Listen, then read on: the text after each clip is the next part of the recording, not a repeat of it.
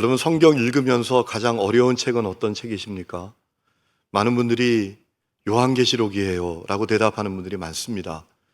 요한계시록이 왜 그렇게 어렵습니까? 계시록 속에 각종 상징과 기호가 가득하기 때문입니다. 왜 계시록엔 우리가 참 이해하기 어려운 상징과 기호가 가득한 걸까요? 하나님께서 그 상징을 통해서 우리에게 분명히 전하고자 하는 메시지가 있기 때문입니다. 여러분, 상징이 가져다주는 메시지가 얼마나 큽니까? 여러분, 우리는 하트라는 상징, 심벌을 다 알고 있죠. 우리 가운데 이 하트라는 심벌을 모르는 분은 없을 겁니다. 그리고 이 하트라는 심벌이 가진 의미가 뭐냐? 이거 모르는 사람은 거의 없을 거예요. 따뜻한 마음, 사랑, 우정을 뜻한다고 다 알고 있잖아요. 아이도 다 알고 있어요. 여러분, 그런데 처음부터 그러진 않았을 거 아닙니까? 여러분, 이 하트라는 심벌이 언제부터 생겼는가 제가 찾아보니까 14세기 중반입니다. 프랑스 화가 가운데 제앙 드 그리즈라는 화가가 있는데 그가 자기 그림 속에 이 하트를 그려놓은 거예요. 어떤 여인이 하트를 받고 또 그 여인을 바라보는 남자가 그 하트가 내 가슴에서 나온 거라고 손짓하는 내용의 그림이에요. 그래서 사람들이 이 하트가 따뜻한 마음이구나, 사랑이구나, 우정이구나 이렇게 다 알기 시작한 거예요. 그래도 누구든지 이제는 다 알게 됐어요. 여러분, 오늘 우리가 읽은 말씀에도 이 상징이 들어 있습니다. 이 심벌, 상징이 아주 힘이 있어요. 오늘 우리가 읽은 말씀에도 이 상징이 들어 있는데 이 상징을 통해서 오늘 주님께서 우리에게 아주 중요한 말씀을 하시기를 원하시는구나 라는 사실을 깨닫게 됩니다. 여러분, 오늘 우리가 읽은 말씀은 6번째 나팔 심판과 7번째 나팔 심판 사이에 있는 말씀이에요. 요한계시록을 쭉 읽어보면 하나님께서 종말의 때 심판을 행하시는데 하나님 행하시는 그 심판을 7인 심판, 7 나팔 심판, 7 대접 심판으로 쭉 이제 설명하고 있는 것을 우리가 볼 수 있지 않겠습니까? 그러니까 오늘 이 말씀이 이제 종말의 때 있게 될 하나님의 심판의 6번째 나팔, 6번째 나팔 심판과 7번째 나팔 심판 사이에 있는 말씀이라는 것은 아주 대단한 의미가 우리에게 있는 거예요. 종말의 때 우리가 어떤 길을 걸어가야 되는가, 어떤 신앙을 가져야 되는가, 어떤 삶을 살아야 되는가에 대해서 알려주시는 아주 중요한 말씀이라는 거예요. 자, 오늘 말씀을 보니까 하나님께서 요한에게 지팡이처럼 생긴 갈대를 주셨습니다. 길이를 재는 거예요. 여러분, 과거에는 파피루스를 잘라서 길이를 쟀어요. 파피루스가 갈대입니다. 하나님께서 요한에게 길이를 재는 갈대, 자를 주셨다라는 겁니다. 그리고 뭐라 하십니까? 하나님의 성전과 제단과 그 안에서 경배하는 사람들, 예배하는 사람들을 측량하라 라고 하셨습니다. 왜 측량하라고 하신 걸까요? 그들을, 그 성전을 하나님께서 구별하시고 보호하신다라는 겁니다. 종말의 때 하나님의 교회와 하나님의 교회에서 예배하는 성도를 주님이 보호하신다, 구별하시고 보호하신다라는 메시지를 주신 거예요. 성도 여러분, 기억하세요. 주님께서 교회를 구별하시고 교회를 보호하시고 여러분 각 사람을 구별하고 보호하십니다. 이 사실을 믿으시기 바랍니다. 그러므로 두려워하지 마세요. 염려하지 마세요. 평안하세요. 담대하세요. 여러분, 우리가 가끔 산에 가보면 어떤 사람이 줄을 쳐놓고 철조망을 쳐놓고 접근금지, 사유지라고 하는 것을 보잖아요. 구별한다라는 얘기죠. 하나님께서 괜히 되라고 하신 게 아닙니다. 그 교회와 그 안에서 예배하는 성도들을 하나님이 구별하신다, 보호하신다 라고 말씀하신 거예요. 자, 그런데 오늘 말씀을 보면 성전을 측량할 때 한 가지 예외사항을 알려주셨습니다. 2절에 보면 성전 바깥마당은 측량하지 말고 그냥 둬라라고 하셨습니다. 그리고 왜 그렇게 해야 되는지 바로 이유를 알려주셨어요. 2절에 보면 이것은 성전 바깥마당을 말하는 것이죠. 이방인에게 주어서 그들이 거룩한 성을 42달 동안 짓밟으리라 라고 했습니다. 여러분, 성전 마당은 이방인의 뜰이라고 불렸던 장소입니다. 이방인들이 하나님 예배하는 장소였어요. 이방인들은 성전 안에 들어오지 못하고 이 성전의 마당, 이방인의 뜰이라고 불리는 곳에서 하나님을 예배했다라는 거예요. 여러분, 하나님께서 이 말씀을 하신 이유가 뭘까요? 자, 성전과 제단과 그 안에서 예배하는 자들을 측량하라. 그런데 성전 마당은 측량하지 말아라. 이방인들이 그 성전 마당을 짓밟게 될 것이다 라고 하신 이 말씀의 의미는 뭡니까? 아주 중요한 의미가 있어요. 교회가 가진 양면성에 대해서 말씀하신 거예요. 하나님께서 주님의 교회를 구별하시고 보호하십니다. 그러나 반면에 종말의 때 주님의 교회와 주님의 성도들이 세상으로부터 적그리스도들로부터 박해를 받고 핍박을 받을 것이다 라는 겁니다. 그 양면성을 가지고 있는 것을 잊지 말아야 된다라는 겁니다. 뿐만 아니라 이 말씀은 교회의 강인함에 대해서 알려주는 말씀이에요. 여러분, 세상과 적그리스도가 교회의 외형은 파괴할지 모르지만 교회의 내면은 파괴하지 못한다라는 겁니다. 왜 그럴까요? 교회에 마치 그루터기와 같은 성도들이 있기 때문입니다. 참 그리스도인이 있기 때문입니다. 고난과 핍박 가운데에도 불구하고 온갖 유혹에도 불구하고 신실한 믿음을 지키는 남은 자들 같은 참 그리스도인들이 있기 때문이다 라는 거예요.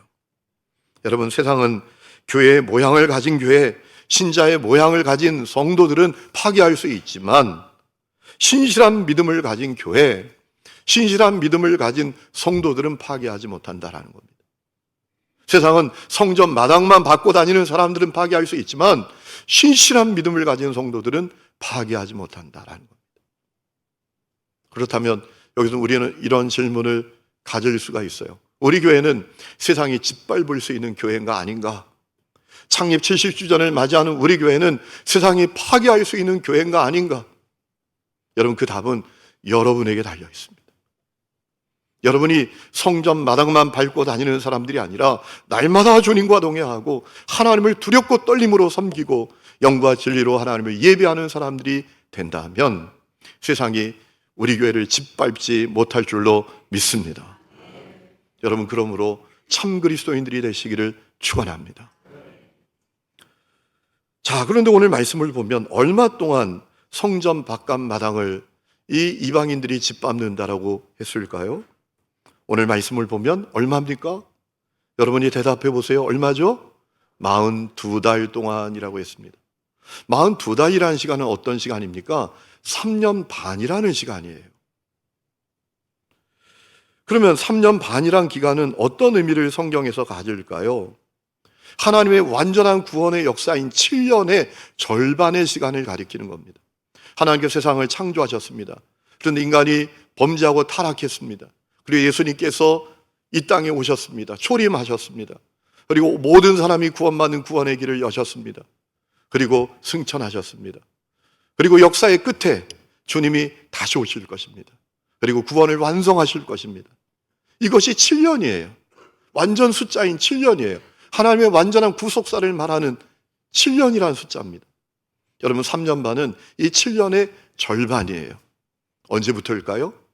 예수님이 초림하시고 승천하신 뒤 다시 오실 때까지의 시간을 의미합니다. 7년의 절반이라는 시간을 의미해요. 그러니까 여러분, 이방인들에 의해서 42달 동안 성전 마당이 짓밟힌다라는 말씀은 교회가 하나님의 구별과 보호를 받지만 주님 다시 오실 때까지 세상으로부터 핍박을 받고 미움을 받게 될 것이다 라는 사실을 알려주신 것이다 라는 거죠. 사실 여러분, 이 사실은 다니엘 선지자도 우리에게 알려준 바 되었어요. 다니엘서 7장 25절과 또 9장 27절과 12장 7절 말씀을 보면 다니엘도 종말의 때 하나님의 교회와 성도들이 고난과 핍박을 받게 될 것을 이미 증언했어요. 다니엘서 7장 25절에 이런 말씀이 있습니다. 그가 가장 높으신 분에게 대항하여 말하되, 적그리스도, 세상이 주님을 대적한다라는 겁니다.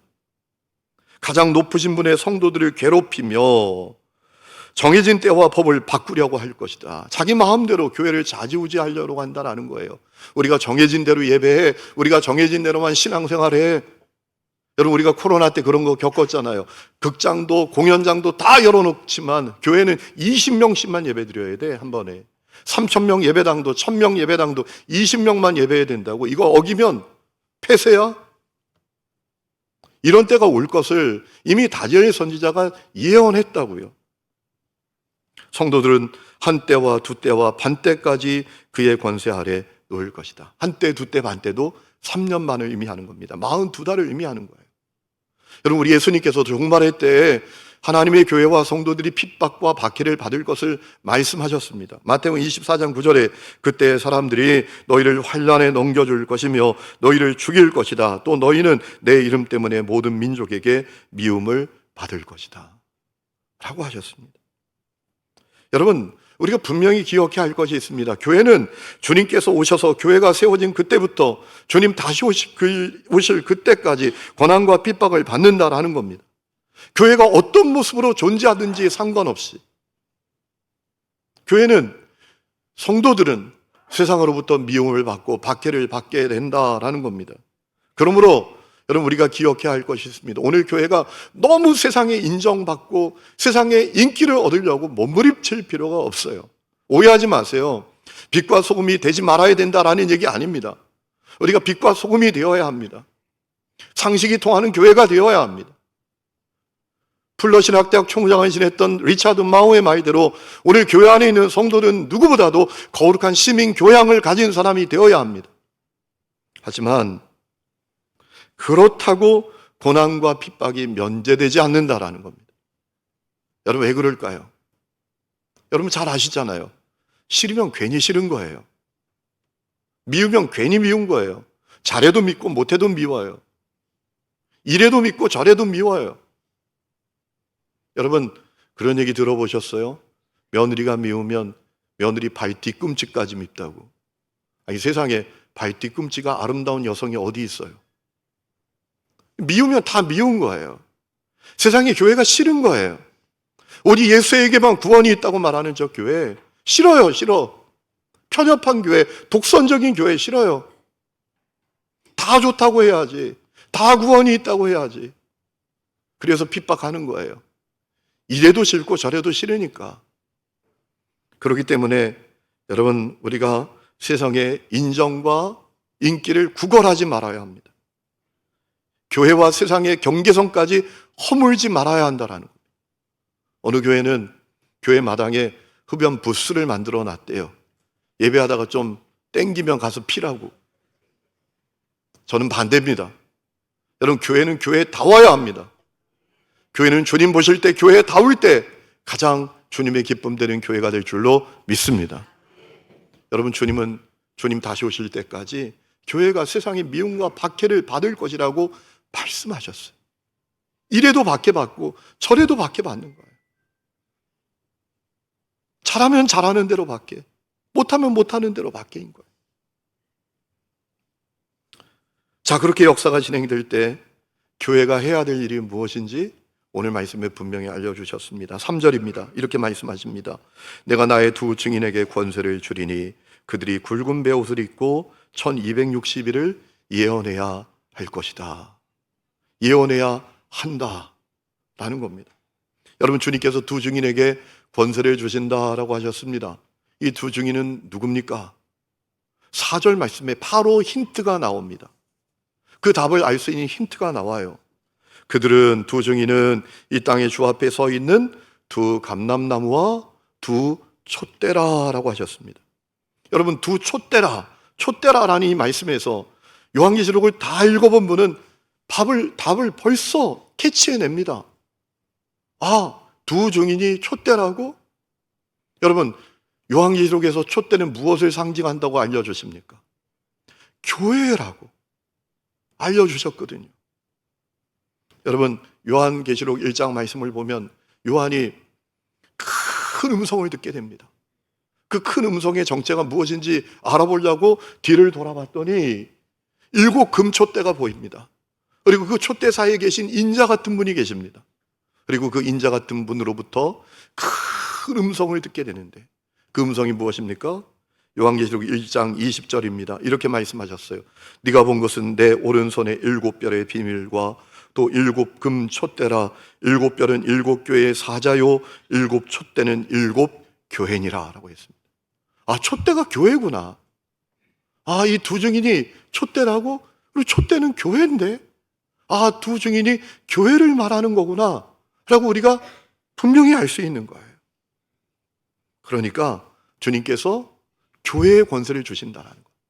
내가 나의 두 증인에게 권세를 준다라는 이 말씀은 주님이 교회에 권세를 주신다라는 겁니다. 그러면 이런 생각해 볼 수 있죠. 왜 교회가 두 증인이야? 왜 단수가 아니라 복수야? 라고 생각해 볼 수 있죠. 이것은 교회가 가진 두 가지 특징을 알려주시기 위한 것이었어요. 여러분, 4절에 두 증인을 두 감람나무라 라고 하신 것하고도 연결이 됩니다. 여러분, 4절에 이 두 감람나무는 스가랴 4장에 나오는 기름 부음 받은 자들 두 사람을 연상시킵니다. 누구죠? 스룹바벨과 대제사장 여호수아입니다. 스룹바벨은 누굽니까? 이스라엘 성들이 귀환할 때 예루살렘 총독으로 임명받은 사람이었어요. 통치자의 권위를 가진 사람이었어요. 여호수아는 누굽니까? 하나님의 제사장이었습니다. 백성들을 축복하는 권위를 가진 사람이었어요. 여러분, 교회를 두 증인이라고 하신 것은 교회가 가진 중요한 두 가지 특징을 알려주신 거예요. 세상에서 통치권을 가지고 또 사람들을 축복하는 권위를 가진 교회를 말씀하신 거란 말이에요. 여러분, 정말 놀라운 말씀이죠. 중요한 것은 주님께서 종말의 때 교회에 권세를 주셨다라는 겁니다. 그 권세는 엄청난 권세입니다. 여러분, 5절과 6절 말씀 보면 이렇게 말씀하십니다. 만일 누구든지 그들을 교회를 해하고자 하면 그들의 입에서 불이 나와서 그들의 원수를 삼켜버릴 것이고, 누구든지 그들을 해하고자 하면 반드시 그와 같이 죽임을 당하리라. 그들이 권능을 가지고 하늘을 닫아 그 예언을 하는 날 동안 비가 오지 못하게 하고, 또 권능을 가지고 물을 피로 변하게 하고, 아무 때든지 원하는 대로 여러 가지 재앙으로 땅을 치리로다. 여러분, 이 말씀은 교회가 얼마나 놀라운 권세를 주님으로부터 받았는지 상징적으로 알려주신 거예요. 하늘을 닫을 수도 있고 열 수도 있습니다. 엄청난 권세입니다. 교회를 대적하는 사람들을 이길 수도 있습니다. 여러분, 교회는 권세가 있습니다. 역사를 보면 압니다. 여러분, 저주가 가득한 땅에 교회 하나 세워지면 그 땅이 달라집니다. 어둠이 가득한 땅에 다른 거 다 몰라도 교회 하나 세워지면 거기 사는 사람들이 달라지고, 거기 가정들이 달라지고, 지역이 달라지고, 나라가 달라지는 역사가 일어납니다. 그것이 교회의 권세입니다. 여러분, 이 민족, 이 나라가 그 역사를 증명하고 있잖아요. 그런가 저주가 가득한 이 땅에 선교사들이 오고 교회가 세워지니까 어둠이 떠나갑니다. 죄가 떠나갑니다. 여러분, 선교사들이 들어오기 전에 이 나라, 이 땅은 어떤 땅이었습니까? 구걸하며 사는 나라였습니다. 원조받는 나라였습니다. 먹는 문제를 해결하지 못해서 먹는 것 좀 더 해결하게 해달라고 손 벌리던 나라였는데 어떻게 됐습니까? 가장 빠른 시간에 원조해주는 나라, 다른 나라 사람들을 먹을 것을 책임져 주는 나라, 구호를 책임져 주는 나라, 치료를 책임져 주는 나라가 됐어요. 여러분, 주님께서 교회를 통해서 이루신 역사인 것을 믿으시기 바랍니다. 교회의 권세가 있어요. 아무도 없는 땅에, 저주가 가득한 땅에 교회 하나 세워지면 어둠의 권세가 떠나갑니다. 흑암의 권세가 떠나갑니다. 하늘 문이 열리고 하늘의 복이 그 땅에 임합니다. 이 권세를 주님이 말씀하신 거예요. 그러면 우리가 이런 질문 앞에 설 수 있죠. 주님, 왜 그렇게 놀라운 권세를 교회에 주셨지? 오늘 말씀이 그 답을 알려주고 있습니다. 3절 말씀 다시 읽습니다. 내가 나의 두 증인에게 권세를 주리니 그들이 굵은 베옷을 입고 1260일을 예언하리라. 굵은 베옷을 입고 예언하는 사역을 감당하도록 권세를 주셨다라는 겁니다. 굵은 베옷을 입고 예언한다라는 것은 상징적인 표현입니다. 어떤 것입니까? 사람들의 죄를 아파하면서 복음을 전하는 겁니다. 영혼을 구원하는 거예요. 그 사명을 위해서 주님께서 교회에 권세를 주셨다라는 겁니다. 얼마 동안이죠? 얼마 동안? 1260일. 약 3년 반의 시간입니다. 주님께서 오셔서 교회가 세워진 그때부터 주님께서 승천하시고 주님이 다시 오시는 그때까지 교회에 주신 사명이 뭐냐? 복음을 전하는 거다. 영혼을 구원하는 거다. 라는 사실을 주님께서 이 말씀을 통해서 확실히 알려주신 거예요. 여러분, 교회의 정체성이 무엇인지, 교회를 향한 주님의 부르심이 무엇인지를 너무나 확실하게 가르쳐 주시는 말씀이 오늘 우리가 읽은 말씀이에요. 이것보다 더 분명하게 가르쳐 주시는 말씀은 별로 없는 것 같아요. 종말의 때 교회의 정체성이 뭐냐? 종말의 때 교회를 향한 주님의 사명이 뭐냐? 이것을 가장 정확하게 알려주시는 말씀이 오늘 우리가 읽은 말씀이에요. 종말의 때 교회가 가진 정체성은 복음을 전하여 영혼을 구원하는 거예요. 종말의 때 교회를 향한 주님의 부르심 사명이 뭐냐? 1260일 동안 주님 다시 오실 그때까지 복음을 전하여 영혼을 구원하는 것이다 라는 사실이죠. 어떻습니까? 여러분, 이 교회의 정체성과 이 교회의 부르심을 분명히 아십니까? 여러분, 이것 분명히 아는 게 대단히 중요합니다. 이것을 알아야 바른 교회를 세울 수 있어요. 여러분, 교회를 세웠어요. 교회라고 세웠습니다. 그런데 바른 교회론을 갖고 있지 못하면 교회라고 세웠는데 나중에 보면 엉뚱한 게 서 있는 거예요. 한번 따라 합시다. 바른 교회론에서 바른 교회가 세워진다. 교회가 뭐냐? 이 답을 엉뚱하게 갖고 있으면 교회라고 세웠는데 나중에 교회가 아니라, 주님이 원하시는 교회가 아니라 엉뚱한 것이 서게 된다라는 거예요. 교회라고 세웠는데 이익집단이 되어 있고요. 교회라고 세웠는데 문화센터를 세웠고요. 교회라고 세웠는데 복지기관을 세웠고요. 교회라고 세웠는데 세상 계모임 같은 것을 세웠고요. 교회라고 세웠는데 합창단, 음악, 동호회 모임을 세울 수 있다라는 거예요. 바른 교회론에서 바른 교회가 나오는 거예요. 바른 교회론에서 바른 교회 생활, 신앙 생활이 가능하게 되는 거란 말입니다. 여러분 어떻습니까? 여러분 바른 교회의 정체성을 알아서 그래서 복음을 전하고 영혼을 구원하는 삶을 살고 계신가요? 제가 여러분에게 여러분 신앙의 연수가 어떻게 되는지, 교회 직분이 뭔지, 이 교회에서 얼마나 공헌을 했는지 그거 여쭙는 게 아니에요. 여러분이 신앙의 직분이 뭔지 그거 여쭙는 게 아니에요. 여러분 복음을 전하여 영혼을 구원하는 삶을 살고 있는가? 주님께서 말씀하셨어요. 1260일 동안 굵은 베옷을 입고 예언해야 된다. 그게 교회의 사명이다. 그게 교회의 정체성이다. 그게 교회의 부르심이다 라고 하시지 않았어요. 안타깝게도 오늘 많은 사람들이 종말의 때 교회의 정체성이 뭔지를 잘 몰라요. 교회를 향한 주님의 부르심이 뭔지를 잘 몰라요. 그래서 벌어지는 치명적인 문제가 있습니다. 은혜의 소비자로만 살아요. 은혜의 소비자로만 산다는 게 뭐예요? 매주 은혜를 받죠. 근데 은혜를 받기만 해요. 그래 어떤 일이 벌어나죠? 은혜의 분배 불균형이 일어납니다. 은혜를 받는 사람은 그렇게 은혜를 받는데 이 땅에 태어나서 한 번도 은혜를 받지 못하여 멸망당하는 사람들, 지옥에서 눈 뜨는 사람들이 있단 말이에요. 이거 정말 큰 문제 아닙니까? 사람들은 부의 분배 불균형이 문제라고 말해요. 그래서 막 거리에 가서 외치는 사람도 있어요.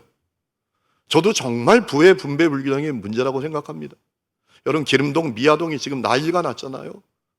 옛날 그 거리 마을들을 허물고 엄청난 메이커 아파트들을 짓잖아요. 제가 얼마 전에 그 현대백화점 뒤에 있는 아파트 가격을 듣고 깜짝 놀랐어요. 현대백화점 뒤에 있는 아파트가 20몇 평이 15억이래요. 15억. 감사해요. 한 분이 딱 놀라 하시네요. 저는 이런 생각이 들어요. 그런 집은 도대체 누가 가서 사는 거야? 누가 그런 집을 사는 걸까? 얼마나 돈이 많아. 와, 30평은 얼마겠어요? 40평은 얼마겠어요? 막 30억 넘을 거 아니에요? 와, 이건 진짜 이렇게 부가 불균형이어서 되는 거야? 그런데 여러분, 부의 분배 불균형보다 더 큰 문제가 뭡니까? 은혜의 분배 불균형이에요. 부는 사람에게 천국을 가져다 주지 못해요. 부는 사람에게 참된 행복을 가져다 주지 못해요. 부는 사람에게 영생을 가져다 주지 못한다고요. 그런데 은혜는, 십자가의 복음은 한 사람에게 영생을 전하고 참된 행복을 전할 수 있잖아요. 그래서 부의 분배 불균형보다 더 심각한 문제가 은혜의 분배 불균형이에요. 오늘 많은 사람들이 교회의 정체성이 뭐야, 교회를 향한 부르심이 뭐야, 이걸 알지 못하니까 은혜의 소비자로만 살아요. 맨날 은혜 타령해요. 오늘은 은혜를 받았네 못 받았네, 작년에는 은혜를 받았네 못 받았네. 내가 보니까 많이 받았어요. 많이 받았어요. 얼마나 많이 받아요. TV를 통해서도 받고요, 라디오를 통해서도 받고요, 유튜브를 통해서 은혜를 받고요. 받아요. 근데 문제는 나누어 주지를 않아요. 그래서 은혜의 분배 불균형이 일어나서 어떤 사람은 한 번도 은혜를 받지 못하고 지옥으로 떨어지는 사람들이 있단 말이에요. 여러분, 우리가 예수를 믿는 것은 삶이 더 윤택해지냐 윤택해지지 않느냐 이 문제가 아니잖아요. 우리가 예수를 믿는 것은 우리 삶이 더 평안하냐 평안하지 못하냐 이 문제가 아니잖아요. 우리가 예수를 믿는 것은 내가 더 잘 되냐 더 잘 되지 못하냐 이 문제가 아니잖아요. 우리 예수를 믿는 이유가 뭡니까? 예수 안에 죄사함이 있고, 오직 예수 안에 구원이 있고, 오직 예수 안에 영생이 있고, 오직 예수 안에 하나님의 나라가 있기 때문 아닙니까? 그런데 많은 사람들이 신앙생활을 한다고 하지만 교회의 정체성이 무엇인지, 종말의 때 교회를 향한 주님의 부르심이 뭔지를 모르니까 은혜를 받기만 하고 나누어 주지 않는 아주 이기적인 사람으로 살아가고 있어요. 내 주위에 그렇게 많은 친구들, 형제자매들, 동료들, 가족들 다 지옥으로 떨어지고 있는데 나만 은혜 받으면 된대. 사실 그것이 성도들만의 문제입니까? 목회자들의 문제이기도 해요. 제가 말씀드렸잖아요. 제가 첫 목회를 충주에서 했어요. 가서 보니까 성도들이 너무 어렵게 살아요. 이상하죠. 시장에선 그렇게 비싼데 밭에서 팔 때는 너무 싸게 팔아요. 그러니 맨날 빚만 져요. 농약값, 인건비, 재료비 하면 빚만 남아요. 그래서 제가 한 일이 있어요. 서울연의 서대문 지방에 있는 교회들, 홍제교회, 아영교회, 대신교회, 창천교회, 북성교회, 아현중앙교회, 이런 교회들하고 여성교회 자매결연을 맺어서 낡은 트럭을 하나 구해서 성도들이 농사지은 농산물을 제가 그렇게 실어다 날랐어요. 4년 정도 지나니까 성도들의 삶이 많이 좋아지더라고요. 왜냐하면 장사꾼에게 파는 것보다 훨씬 좋은 가격에 파니까. 성도들은 더 싸게, 도시에 있는 분들은 더 좋은 물건을 받으니까. 저는 그것이 하나님을 사랑하고 교회를 사랑하고 성도들을 사랑하는 것인 줄 알았죠. 한 4년쯤 지나니까 제가 목사가 됐어요. 어느 날 사택에서 쉬고 있는데 누가 문을 두드려요. 문을 열어보니까 아주머니 두 분이 가방을 들고 왔어요. 알고 보니까 이분들이 여호와의 증인이야. 제가 그분들이 여호와의 증인이라는 사실을 알고 마음이 여유를 가졌어요. 나는 목사니까. 제가 그랬어요. 잘못 왔어요. 저 언덕 위에 있는 교회 사택이 여기예요. 내가 목사예요. 저는 이렇게 얘기하면서 그분들이 대단히 기가 죽을 줄 알았는데 더 기세등등해서 저한테 하는 얘기가 목사가 더 똑바로 들어야 된다고 하면서 안 가는 거예요. 제가 막 야단쳐서 보냈어요. 그리고 돌아서는데 지나간 시절이 영화 필름처럼 쑥 지나갔는데 중요한 사실을 제가 알게 됐어요. 제가 4년 동안 그 지역에 살면서 사람들에게 복음을 전했던 적이 한 번도 없었어요. 뭐 이런 얘기는 저도 해봤죠. 아무개 아빠, 교회 한번 와봐요. 교회 언제 와볼 거예요. 이런 얘기는 해봤지만 그 영혼을 긍휼히 여기고 불쌍히 여기는 마음으로 복음을 전했던 기억이 저에게 한 번도 없더라고요. 저에게 두 가지 문제가 있더라고요. 첫 번째, 목사가 되어서도 사람을 영혼으로 보는 눈이 없었어요. 그저 밥만 더 먹이면 된다고 생각한 거예요. 그게 전부라고 생각한 거예요. 사람은 영혼이 있잖아요. 사람의 생명은 영원하지 않잖아요. 어느 날 끝! 하고 올 때가 있잖아요. 그때 영생이냐 영벌이냐 정해지는데 그 눈이 저에게 희미한 거예요. 목사가 돼서도. 두 번째는 주님을 사랑한다고 매일 말은 번지르르 하게 하지만 사실은 주님을 이용하고 있더라고요. 제가 목회를 왜 그렇게 열심히 하지? 제가 생각해 봤어요. 그런데 제 안에 이런 마음이 제일 강해요. 목회 열심히 해서 교회 좋아지면 내가 좋은 소문 날 거 아니야, 나에 대해서. 사람들이 나를 대단하게 평가할 거 아니야. 목회 잘한다고. 그럼 더 좋은 교회, 더 큰 교회에서 나보고 오라고 하겠지. 이게 사역의 동기였어요. 야, 이건 아니잖아. 그래서 제가 부산으로 갔어요. 어느 날 부산에 있는 목사님이 전화를 하셨어요. 와서 같이 일하자고, 부목사로. 아니, 목사님, 제가 담임 목사인데, 부목사님들도 우리 교회 와서 담임 목회하고 싶어 하는데, 얘가 이걸 놓고 제가 부목사로 가요? 이 마음이 여기까지 올라왔어요. 근데 그 목사님이 한마디 하는 거에 제가 무너졌어요. 목사님, 부산은 선교지예요. 복음화율이 8%밖에 안 돼요. 10명 만나도 한 명 예수 믿는 사람 만날까 말까 합니다. 저 부산의 상광사라는 절에 등록 신도수가 35만 명인데 절 하나가 부산에 있는 교인들 다 합해봐야 그 절 하나 신도수만 안 됩니다. 선교지입니다. 그리고 제가 갔어요. 여러분, 영국의 유명한 구약신학자인 톰 라이트는 이렇게 말한 적이 있습니다. 당신이 구원받았다는 사실에 심취해서 당신이 무엇을 위해서 구원받았는지 절대로 잊지 마십시오. 여러분, 교회의 정체성은 영혼 구원이고 교회를 향한 주님의 부르심도 영혼 구원입니다. 그러므로 우리가 은혜의 소비자가 아니라 공급자로 살아야 합니다. 복음을 전하여 영혼을 구원해야 합니다. 여러분이 그 부르심에 다 응답하시기를 주의 이름으로 축원합니다. 어떻게 그러면 할 수 있을까요? 여러 가지 제가 준비했는데 오늘 시간이 엄청나게 빨리 갔네요. 하나만 말씀드리고 마칩니다. 우리가 진짜 사랑을 주는 사람이 되어야 합니다. 여러분, 진짜 사랑과 그냥 사랑의 차이는 뭐죠? 진짜 사랑은 행동하는 사랑, 표현하는 사랑입니다. 그냥 사랑은 말로 하는 사랑입니다. 적당히 하는 사랑입니다. 여러분, 우리는 행동하는 사랑, 표현하는 사랑을 받아 구원을 받았잖아요. 나를 위해서 하나님은 독생자까지 내어주셨어요. 예수님은 날 위해서 십자가에 피 흘려 죽는 대속제물이 되어주셨어요. 그 사랑으로 우리가 구원을 받았어요. 주님의 사랑은 나타내시는 사랑이었습니다. 여러분, 고린도전서 4장 9절에 이런 말씀이 있습니다.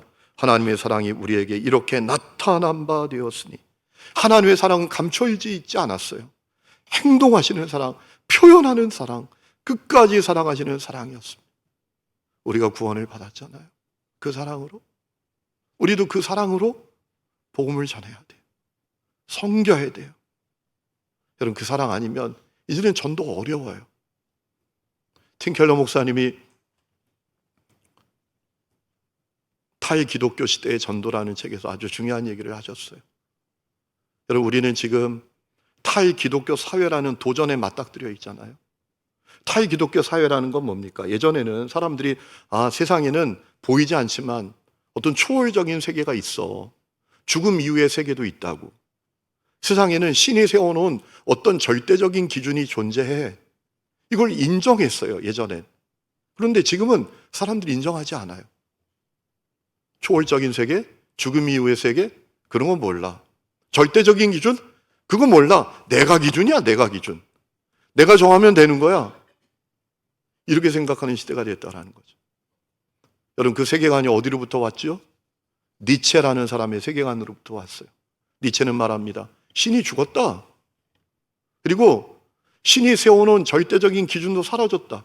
아니, 신이 죽었으니 신이 세워놓은 절대적인 기준도 사라지지 않았겠습니까? 그러니 너 마음대로 살아. 네가 기준이야. 너가 원하는 대로 살아.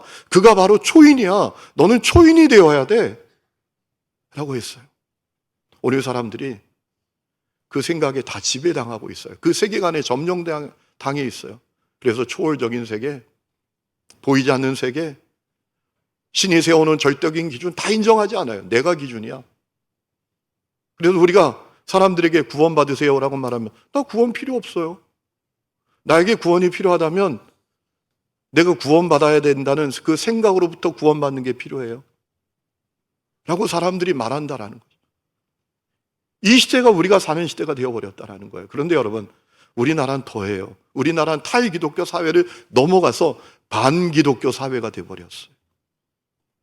코로나 때 얼마나 교회를 난도질하고 공격했는지 엉뚱한 통계를 갖고 사람들이 더 교회를 싫어하게 됐어요. 그래서 사람은 이렇게 말해요. 종교는 유익해. 그런데 기독교는 아니야. 종교는 유익해. 그런데 기독교는 아니야. 그러면서 기독교를 개독교라고도 말하기를 두려워하지 않잖아요.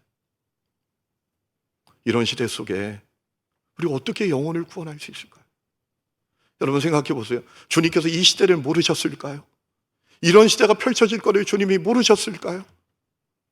그리고 왜 주님은 주님 다시 오실 때까지 영혼을 구원하여 복음을 전하라. 복음을 전하여 영혼을 구원하라 라고 하신 걸까요? 할 수 있으니까. 그럼 어떻게 해요? 사랑밖에 없어요, 이제는.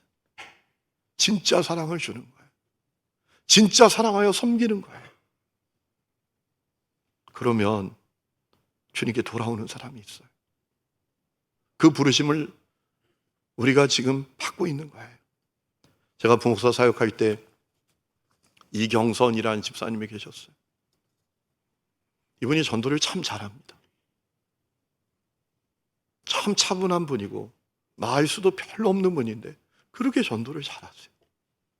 어느 날 그분의 간증을 통해서 이분이 왜 그렇게 훌륭한 전도자가 됐는지 알게 됐어요. 이분이 누구 소개로 남편을 만나서 결혼을 했는데요. 참 누구 소개받아서 결혼하는 게 어려워요. 여러분 자녀들 그냥 모르는 사람 소개받아서 하지 말고 아는 사람하고 시키세요. 저도 그러려고요. 모르는 사람 누구 소개받아서 결혼한다는 게 대단히 모험이에요. 잘한다고 소개했는데 엉뚱할 수 있는 거예요. 알고 보니까 직장도 좋고 성실하고 이게 다 가짜예요. 직장도 없고요. 맨날 노름하러 다니고요. 바람 피우고요.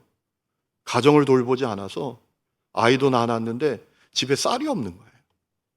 이분이 죽어야 되겠다. 차라리 내가 죽는 게 낫다 싶어서 아이를 데리고 어디 가서 죽을까? 언제 죽을까? 이게 고민이었대요. 근데 죽는 것도 참 어렵잖아요. 막상 죽으려고 하면 그것도 쉽지 않잖아요. 근데 신기한 게 있었대요.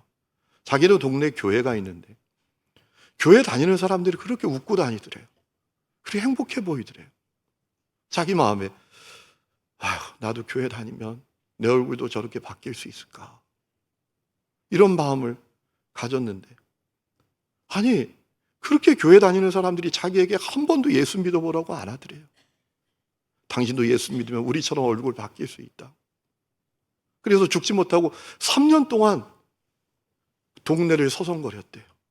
혹시라도 나에게 예수 믿으라고 해줄까 봐. 근데 3년이 지나도록 그렇게 많은 사람들이 교회에 왔다 갔다 하면서도 애기 엄마 예수 믿어요. 이 얘기를 안 하더래요. 그래서 자기가 나중에 아기를 데리고 자기 스스로 갔대요. 이분이 그런 얘기해요. 지금은 세상이 많이 좋아져서 그때보다 훨씬 살기 좋게 됐지만 그런데 그때 나처럼 죽고 싶은 마음을 가지고 살아가는 사람들이 지금도 있지 않겠냐. 그래서 자기는 때를 얻든지 못 얻든지 사람들을 섬기고 그들을 진정으로 사랑하면서 복음을 전한다라는 거예요. 그래서 수많은 영혼들이 그 집사님을 통해서 구원을 받더라고요. 여러분 3월 31일 총력전도주일입니다. 사실 저는 우리 연회 이끌어 가시는 목사님이 저한테 이거를 한번 이끌어 가보라고 부탁을 해서 제가 순종을 했지만 제 마음에 이런 마음이 있더라고요. 아니 얼마나 전도를 안 하면 총력전도주의를 하겠냐. 그렇잖아요 장로님, 그렇지 않아요? 평상시에 주님의 부르심이 뭔지를 알고 교회를 향한 정체성이 뭔지를 알면 우리가 잘하면 이런 거 할 필요 없잖아요. 우리가 얼마나 주님의 마음을 모르고 얼마나 교회를 향한 주님의 부르심을 모르고 교회를 평생 다녀도 교회의 정체성을 바로갖고 있지 못해서 복음을 전하는 삶을 살지 못하니 총격 전도주의를 하잖아요. 여러분, 이왕 한 것 이번에 특심한 마음을 갖고 전도를 잘해 보시기를 축원합니다. 여러분을 통해서, 여러분의 사랑과 그 섬김을 통해서 잃어버린 영혼들이 주님께 돌아오는 역사가 이번 봄에 불처럼 일어날 수 있기를 주의 이름으로 축원합니다. 우리 시간에 찬양 부르고 예배 마칩니다. 피난처 되시는 주 예수 찬양하겠습니다.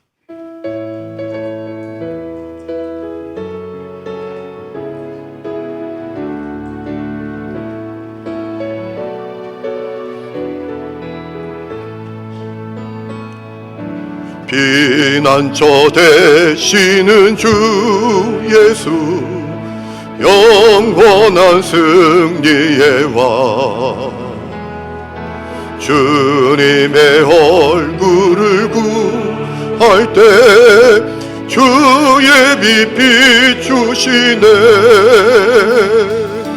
전쟁은 주님께서 겠네, 승리는 우리의 것. 예수의 이름을 높이며 영원히 찬양하리. 주님의 임재에 온 땅은 들리고 우리 기도에 하늘 문 여시네. 온 민족과 열방 주께 경배해 영원히 보좌에. 우리 다 함께 일어나서 찬양합니다. 피난처 되시는 주 예수, 영원한 승리의 왕, 주님의 얼굴을 구할 때 주의 빛 비추시네. 전쟁은 주님께서 겠네, 승리는 우리의 것. 예수의 이름을 높이며 영원히 찬양하리. 주님의 임재에, 주님의 임재에 온 땅은 들리고 우리 기도에 하늘 문 여시네.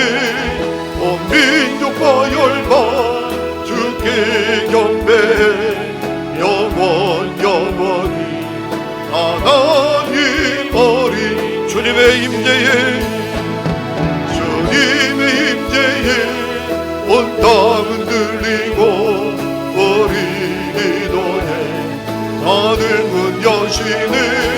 온 민족과 열방 주께 경배해 영원히 하나님 어린 양들. 하나님 아버지, 종말의 때 교회의 정체성이 무엇인지, 교회를 향한 부르심이 무엇인지를 계시록의 말씀을 통하여 분명히 알려주심을 감사합니다. 깨닫게 하여 주옵소서. 반응하게 하여 주옵소서. 하나님 아버지, 탈기독교 사회가 되어버리고, 아니 더 나아가서 반기독교 사회가 되어버린 이 현실 속에 하나님 여전히 하나님 복음을 전하여 영혼을 구원하라는 주님의 부르심 앞에 우리가 서 있습니다. 하나님, 오직 진정한 사랑만이, 진정한 사랑과 섬김만이 하나님 아버지 참으로 영혼을 구원하게 될 줄로 믿습니다. 주여, 우리를 사용하여 주시옵소서. 3월 30일을 총력으로 전도하는 주의를 주셨습니다. 우리가 이 기간 동안 최선을 다해서 진정으로 사랑하고 진정으로 섬기고 힘을 다하여 기도하며 하나님 아버지, 내가 마음에 품은 그 영혼을 주님 앞으로 인도하고 그 영혼을 살리는 놀라운 복을 허락하여 주시옵소서. 내가 여기 있사오니 나를 사용하여 주시옵소서. 이제는 우리 주 예수 그리스도의 은혜와 하나님 아버지의 놀라운 사랑과 성령의 내주 동행하심이 예배하는 하늘 음의 성도들과 그 가정과 삶의 모든 부분들 위해 지금부터 영원토록 함께 계시기를 간절히 축원하옵나이다. 아멘.